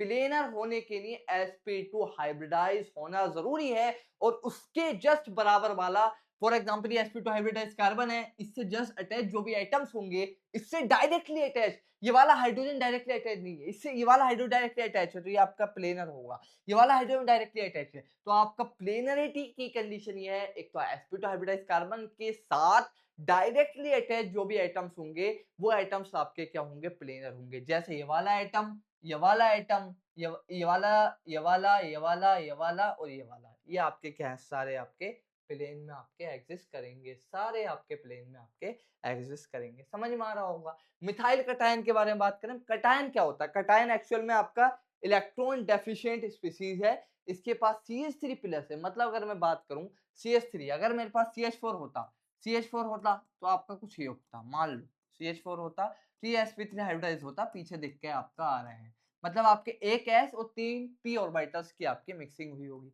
मतलब आपके एक s और आपकी 3 p ऑर्बिटल्स की मिक्सिंग हुई होगी।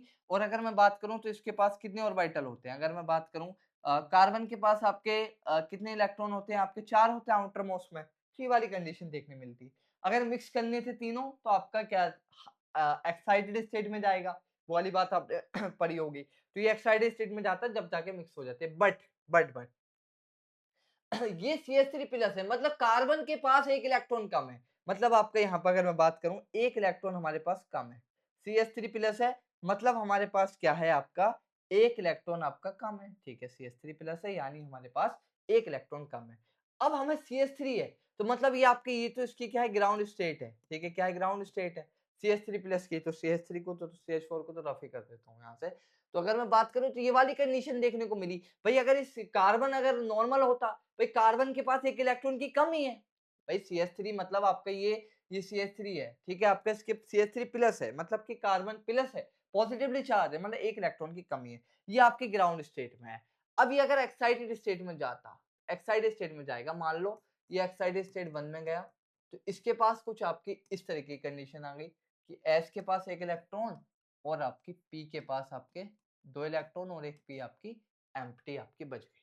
अब ये S और ये 2p, ठीक है, ये S और 2p, ये वाला S है और ये वाला आपका, इसको मैं 2s कह दूं, इसको px कह दूं आपका, इसको py, मान लो इसको pz कह दूं, और ये आपका 2p के हैं सारे। ये S, एक S और 2p मिक्स हो जाएंगे, ठीक है, बट ये वाले S, ये वाला S और ये वाले आपके 2p मिक्स हो जाएंगे, और एक p आपका क्या रह जाएगा, वैकेंट ऑर्बिटल आपका ऐसे रह जाएगा, ठीक है। तो हमारे पास क्या बनेंगे, sp3 के 3 बन जाएंगे, sp2 के, क्योंकि दो है, एक s और 2p मिक्स हो रहे हैं, तो sp2 और यहाँ पे हमारे पास क्या है, एक वैकेंट ऑर्बिटल है, एक वैकेंट ऑर्बिटल है, ठीक है, एक वैकेंट p ऑर्बिटल आपका प्रेजेंट है, एक वैकेंट p ऑर्बिटल आपका बचा, ठीक है, वैकेंट p ऑर्बिटल, जब भी तो आपका इलेक्ट्रॉन डेफिशिएंट हुआ, क्योंकि इसके पास आपके इलेक्ट्रॉन p ऑर्बिटल आपका वैकेंट है। तो अगर मैं बात करूं CH3 प्लस, भाई sp2 हाइब्रिडाइज्ड है, प्लेनर होगा, प्लेनर होगा, प्लेनर होगा, प्लेनर होगा, प्लेनर होगा, और थीटा इक्वल टू आपका कितना होगा, इसका भी आपका 120 डिग्री होगा, प्लेनर होगा, थीटा इक्वल टू 120 डिग्री होगा, मतलब कि आपका sp2 हाइब्रिडाइज है, sp2 हाइब्रिडाइज है। कैसा है आपका, sp2 हाइब्रिडाइज है, sp2 हाइब्रिडाइज है।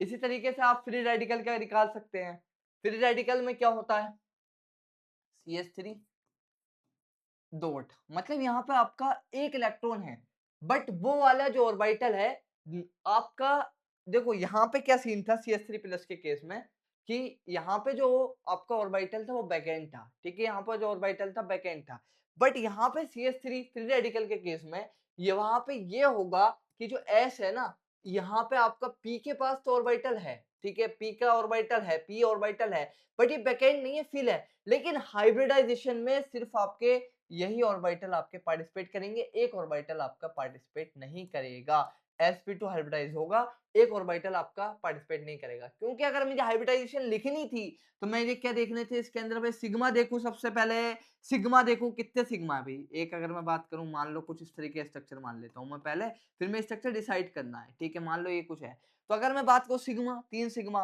कोई लोन पेयर है नहीं है भाई, यहाँ तो सिर्फ एक अनपेयर्ड इलेक्ट्रॉन है, डॉट, सिर्फ दो इलेक्ट्रॉन थोड़ी है, एक ही इलेक्ट्रॉन है, तो भाई लोन पेयर तो है नहीं, तो भाई अगर मैं सिग्मा काउंट करें मतलब आपके 3 सिग्मा, तो कंडीशन हो गई AB3L0, ठीक है, कोई दिक्कत नहीं, AB3L0, भाई बी को नंबर दे दो, जितने सिग्मा बी को नंबर दे दो, जितने सिग्मा बी को नंबर दे दो, जितने सिग्मा उतने बी को नंबर दे दो, और फिर लिख दो भाई एक एस, और फिर ओवरऑल मुझे कितना बनाना है, 3 बनाना है, मतलब कि आपका 2 और एक एस, 3, 2p और एक एस, तो sp2 हाइब्रिडाइज हो गया, अभी sp2 हाइब्रिडाइज हो गया, sp2 हाइब्रिडाइज हो गया, मतलब कि थीटा इक्वल टू कितना होगा, थीटा इक्वल टू 120 डिग्री होगा, थीटा इक्वल टू 120 डिग्री होगा, sp2 हाइब्रिडाइज होगा, सिंपल। ये भी प्लेनर होगा, क्योंकि भाई ये भी प्लेनर होगा, ये फ्री रेडिकल है, तो एक इलेक्ट्रॉन दिखाना पड़ेगा, एक इलेक्ट्रॉन आपका दिखाना पड़ेगा।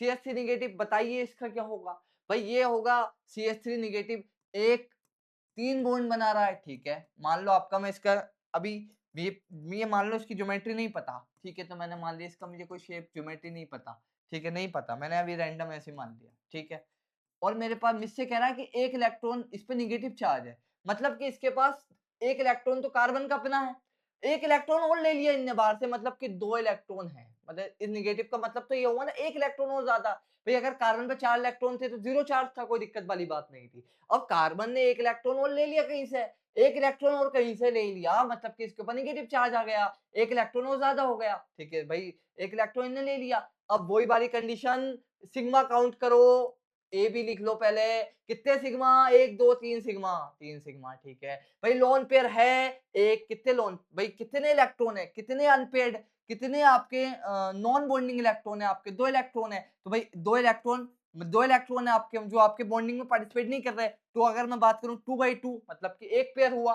भाई 2 इलेक्ट्रॉन है, अगर 4 इलेक्ट्रॉन होते तो 2 पेयर हो जाते, एक एक 2 इलेक्ट्रॉन है, तो मतलब कि आपका कितने पेयर हुए, एक हुए, तो AB3L1, ठीक है, सिंपल एस लिखो। अब ये 3 और एक 4, 3 और एक 4, 4 कैसे पूरा करूंगा भाई, 3 और एक 4, sp3 हाइब्रिडाइज, भाई ये क्या होगा आपका, टेट्राहेड्रल ज्योमेट्री होगी, ठीक है,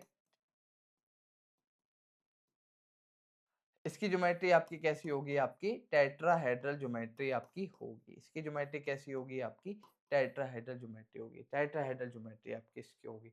अब बात कर लेते हैं बॉन्डिंग इन H2O, भाई H2O के अंदर अगर मैं बात करूं, यहाँ अगर मैं H2O की बात करूँ, तो ऑक्सीजन का अगर मैं बात करूँ, अभी मैं सिंपल लिख रहा हूँ, लोन पेयर, ये कंडीशन होती है। भाई ऑक्सीजन की बात करूँ, बोरोन, कार्बन, नाइट्रोजन, ऑक्सीजन।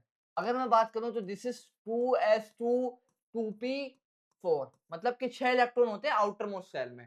भाई 1 इलेक्ट्रॉन ये गया, 1 इलेक्ट्रॉन ये गया, 2 बचे कितने? 4 इलेक्ट्रॉन। तो 4 इलेक्ट्रॉन बचे, ठीक है। 4 इलेक्ट्रॉन बचे, तो ये 4 इलेक्ट्रॉन क्या है? आपके नॉन बॉन्डिंग इलेक्ट्रॉन है, जो आपके बॉन्डिंग में पार्टिसिपेट नहीं कर रहा है, जो आपके बॉन्डिंग में पार्टिसिपेट नहीं कर रहा है, ठीक है? जो कि आपके क्या तो इसको मैं क्या कह सकता हूँ? लोन पेयर कह सकता हूँ। 1 लोन पेयर और 1 लोन पेयर, 2 लोन पेयर, ठीक है? अगर मैं बात करूँ 4 ऐसे इलेक्ट्रॉन है जो बॉन्डिंग में पार्टिसिपेट नहीं कर रहे, 1 पेयर होने के लिए कितने की जरूरत है? 2 की, दैट इज 2, ठीक है? That is L. एल कितना आ गया आपका? 2, ठीक है। अब वही सिंपल ए लिखो और आपका बी लिखो। बी कितने? सिग्मा पहले एक लिख लो, एक और एक 2 सिग्मा। लोन पेयर कितने आपके? 2 सिग्मा, ठीक है, 2 सिग्मा। अब यहाँ पे आपका क्या है? वही एस लिखो। भाई टोटल कितने? 4 है, मतलब एक तो एस आ गया और 3 पी और आएंगे, sp3 हाइब्रिडाइज हो जाएगा। कैसा हो जाएगा आपका? sp3 हाइब्रिडाइज हो जाएगा। इसकी ज्योमेट्री की बात कर लेते हैं। sp3, भाई sp3 है तो आपका होना कैसा चाहिए था? टेट्राहेड्रल होना चाहिए था। बट ऐसा होना चाहिए था, ठीक है? टेट्राहेड्रल मतलब आपका होना चाहिए था, मतलब थीटा कितना होना चाहिए था? 109.5 डिग्री। बट ये क्या करेगा आपका? ये जो लोन पेयर है, तो हम रिपल्शन के बारे में जानते हैं, lone pair bond pair repulsion, lone pair repulsion, मतलब इन दोनों के बीच में रिपल्शन होगा, ठीक है? और आपका लोन पेयर बॉन्ड पेयर के बीच में रिपल्शन होगा। तो इस रिपल्शन की वजह से ये क्या हो जाएंगे? आपके थोड़े से स्ट्रेस में आ जाएंगे, इनका एंगल आपका क्या हो जाएगा? कम हो जाएगा। Theta is less than 109.5 degree, जो कि आपका 107 के आसपास आपका इसका थीटा हो जाता है। और इसका जो शेप होता है उसको हम क्या देते हैं? पिरामिडल, ठीक है? पिरामिडल। कैसा शेप होता है एक बार आपको मैं दिखा देता हूँ अभी। पिरामिडल नहीं, बैंड शेप होता है, सॉरी, इसका शेप होता है आपका बैंड शेप, ठीक है? Bent type, bent, B shape या बैंड शेप कह सकते हैं। इसका होता है आपका बैंड शेप या बी शेप कह सकते हैं, यानी आपका या बी शेप कह सकते हैं, ठीक है? अब मैं आपको इसको भी समझा देता हूँ एक बार, ठीक है? फॉर एग्जाम्पल अगर मेरे पास CH4 था, मान लो अगर H2O था, मतलब यहाँ अगर ये बॉन्डिंग में होता तो कुछ इस तरीके से होता। अब ये लोन पेयर है, ठीक है? तो इन लोन पेयर ने, ये भी लोन पेयर, ये लोन पेयर मैंने हटा दिया, तो कैसा बचा आपका? ये 109.5 ही होता, बट लोन पेयर की वजह से ये कुछ कंप्रेस हो जाएगा, बस यही तो बचा। और ये कैसा शेप है? बी शेप है, नहीं है? ये कैसा शेप है? बी शेप है। भाई टेट्राहेड्रल होता तो कुछ इस तरीके से होता, कुछ इस तरीके से होता। बट अब ये लोन पेयर है, कोई आपका बॉन्ड तो है नहीं, तो इसको हटा दिया। बट इसकी वजह से थोड़ी थोड़ा सा स्ट्रेस आएगा, तो ये आपका क्या हो जाएगा? 109.5 से थोड़ा कंप्रेस हो जाएगा और इसका एंगल थोड़ा सा आपका क्या हो जाएगा? कम हो जाएगा एज कम्पेयर टू 109.5 डिग्री से आपका क्या होगा? कम होएगा, क्योंकि इसकी वजह से आपका यहाँ पे आपके स्ट्रेस आएगा, आपका यहाँ आपका स्ट्रेस आएगा H2O के केस में, H2O के केस में, ठीक है? H2O के केस में आपका स्ट्रेस आएगा। पीरियोडिक टेबल के अंदर हमने बात कर ली आपका। हाइड्रोजन हैलाइड्स के बारे में थोड़ी सी बात कर लेते हैं, या फिर इसको अगले लेक्चर में देखेंगे इंशाल्लाह। तो सब चीज़ें आपकी इसमें क्वेश्चंस पे लाया था। तो आप आज के लेक्चर में हम लोगों ने जो बात की, बेसिकली काय-काय की बात की, एक क्विक रिकैप दे देता हूँ। कि हमने बात की सबसे पहले चीज़ कि ऑर्गेनिक केमिस्ट्री है क्या चीज़, ये बात की। फिर हमने बात की आपका होलोसिंथेसिस क्या है, जो भी आप उसको कहें, और वाइटल फोर्सेस के बारे में बात की। फिर उसके बाद में बात हमने आपकी थोड़ी-सी आपकी बात हाइब्रिडाइजेशन के बारे में बात की, और हाइड्रोकार्बन के बारे में थोड़ी-सी बात की कि भई हाइड्रोकार्बन क्या होते हैं। देखो भई, अगर तुम्हें हाइब्रिडाइजेशन लिखनी है, सिंपल ए बी लिख लो, जितने, अगर ए बी लिख लो, सही है, सिंपल ए बी लिख लो, और जितने सिग्मा है वो यहाँ लगा दो, मान लो कुछ सिग्मा है, और जो लोन पेयर है वो यहाँ लगा दो। पहले एक एस लिख लो, और आपके जितने पी हैं, मान लो अगर दो AB3L1 sp3, बट अगर sp3 डी, वो वाली कंडीशन अलग है, अभी हम sp3 तक ही डील करेंगे, sp3d हम कोऑर्डिनेशन केमिस्ट्री में नहीं जा रहे हैं। तो हमें यहाँ पे हमारा मैक्सिमम कितना देखने मिलेगा? एक देखने मिल जाएगा, एक एक देखने को मिलेगा, लोन पेयर एक देखने को मिलेगा। तो आपका sp3 ab3l abl लिख लो, भाई बी के आगे जितने सिग्मा हो वो लगा दो, एल के आगे जितने लोन पेयर हैं वो लगा दो, ठीक है? जितने लोन पेयर है वो लगा दो, और फिर उस हिसाब से लिख लो, पहले एक एस लिख लो, फिर आपके जितने बी के और एल को सम करके बनना है, और एक तो एस में चला गया, बाकी जो बचे पी के ऊपर लगा दो, सिंपल। ठीक है, और हम यहाँ पे जो है sp3 तक ही देखेंगे, तो टेट्राहेड्रल तक ही हम देखेंगे, कार्बन के बारे में बात कर रहे हैं, तो यहाँ पे आपका sp3d वगैरह यहाँ पे नहीं आएगा, वो कोऑर्डिनेशन केमिस्ट्री में आता है। फिर हमने बात की भाई पोलैरिटी क्या होती है, कुछ 1-2 सवाल किए, आयोनिक बॉन्ड आपके क्या होते हैं, आयोनिक बॉन्ड आपके क्या होते हैं, फिर आपके नॉन पोलर क्या होते हैं, पोलर कोवैलेंट कंपाउंड क्या होते हैं, और ये सारी चीज़ें हमने आपकी बात की। ठीक है, electronegativity, top to bottom electronegativity decrease होती है, तो डाइपोल मूवमेंट आपका डिक्रीज़ होता है, डाइपोल मूवमेंट आपका डिक्रीज़ होता है, टॉप टू बॉटम आपकी इलेक्ट्रोनेगेटिविटी डिक्रीज़ होगी, तो मैं इस चीज़ को लिख दूँ, बट एक्सेप्शन भी है इस चीज़ का याद रखना, इन जनरल लिख रहा हूँ, in general, top to bottom electronegativity decrease, ठीक है, mu is also decrease, but exception भी आपको याद रखना है, आपका एक्सेप्शन भी आपको याद रखना है, एक्सेप्शन ये आपका है, इसके बारे में हमने थोड़ी सी बात की। ठीक है, डाइपोल मूवमेंट पॉजिटिव से नेगेटिव की तरफ होता है, बॉन्डिंग CH4 की बात की, sp3 हाइब्रिडाइजेशन होती है, नॉन प्लेनर होता है, और फ्री रेडिकल की बात की, कार्बन आयन की बात की, सारी बातें हम लोगों ने की।